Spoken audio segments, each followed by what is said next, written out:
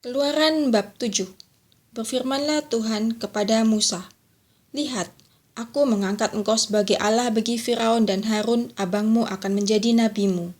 Engkau harus mengatakan segala yang kuperintahkan kepadamu, dan Harun abangmu harus berbicara kepada Firaun, supaya dibiarkannya orang Israel itu pergi dari negerinya. Tetapi aku akan mengeraskan hati Firaun, dan aku akan memperbanyak tanda-tanda dan mujizat-mujizat yang kubuat di tanah Mesir. Bila mana Firaun tidak mendengarkan kamu, maka aku akan mendatangkan tanganku kepada Mesir dan mengeluarkan pasukanku, umatku, orang Israel, dari tanah Mesir, dengan hukuman-hukuman yang berat. Dan orang Mesir itu akan mengetahui bahwa akulah Tuhan, apabila aku mengacungkan tanganku terhadap Mesir dan membawa orang Israel keluar dari tengah-tengah mereka." Demikianlah diperbuat Musa dan Harun, seperti yang diperintahkan Tuhan kepada mereka, demikianlah diperbuat mereka. Adapun Musa 80 tahun umurnya dan Harun 83 tahun ketika mereka berbicara kepada Firaun. Dan Tuhan berfirman kepada Musa dan Harun, "Apabila Firaun berkata kepada kamu, 'Tunjukkanlah suatu mujizat,' maka haruslah kau katakan kepada Harun, 'Ambillah tongkatmu dan lemparkanlah itu di depan Firaun,' maka tongkat itu akan menjadi ular."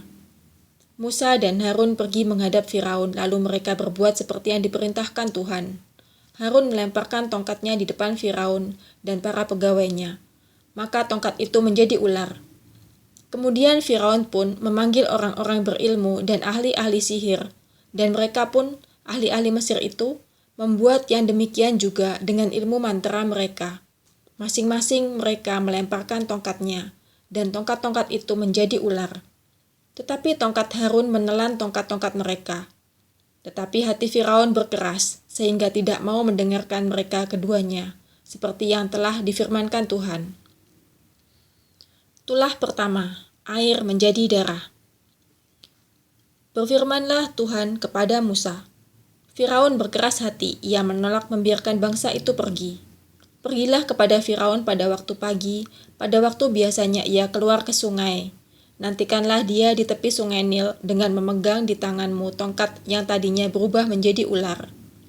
Dan katakanlah kepadanya, 'Tuhan, Allah orang Ibrani, telah mengutus aku kepadamu untuk mengatakan, biarkanlah umatku pergi supaya mereka beribadah kepadaku di padang gurun.' Meskipun begitu, sampai sekarang engkau tidak mau mendengarkan.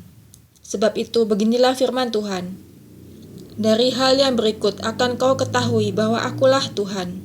Lihat, dengan tongkat yang di tanganku ini akan kupukul air yang di sungai Nil, dan air itu akan berubah menjadi darah, dan ikan yang dalam sungai Nil akan mati, sehingga sungai Nil akan berbau busuk. Maka orang Mesir akan segan meminum air dari sungai Nil ini." Tuhan berfirman kepada Musa, "Katakanlah kepada Harun, ambillah tongkatmu, ulurkanlah tanganmu ke atas segala air orang Mesir, ke atas sungai, selokan, kolam, dan ke atas segala kumpulan air yang ada pada mereka, supaya semuanya menjadi darah, dan akan ada darah di seluruh tanah Mesir, bahkan dalam wadah kayu dan wadah batu." Demikianlah Musa dan Harun berbuat seperti yang difirmankan Tuhan. Diangkatnya tongkat itu dan dipukulkannya kepada air yang di sungai Nil di depan mata Firaun dan pegawai-pegawainya.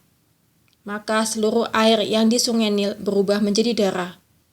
Matilah ikan di sungai Nil, sehingga sungai Nil itu berbau busuk, dan orang Mesir tidak dapat meminum air dari sungai Nil. Dan di seluruh tanah Mesir ada darah. Tetapi para ahli Mesir membuat yang demikian juga dengan ilmu-ilmu mantra mereka, sehingga hati Firaun berkeras, dan ia tidak mau mendengarkan mereka keduanya, seperti yang telah difirmankan Tuhan.